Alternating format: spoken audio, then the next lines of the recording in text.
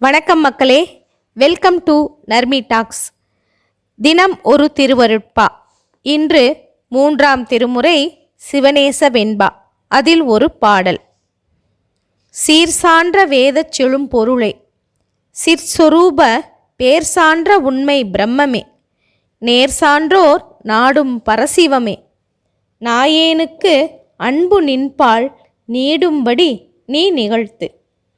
இந்த பாடலின் பொருள், சிறப்புமிக்க நான் மறைகளிலும் செம்மையான பொருளாக விளங்குபவனே, ஞான வடிவாக திகழும் கீர்த்திமிக்க மெஞ்ஞான பிரம்மமே, செவ்விய வழியில் செல்லும் மேலோர்கள் நாடுகின்ற சிவப்பரம்பொருளே, உன்னிடத்து பக்தி பெருகும்படி நாயை போன்ற இழிந்தவனான எனக்கு அருள் புரிவாயாக என்கின்றார் ராமலிங்க வள்ளலார்.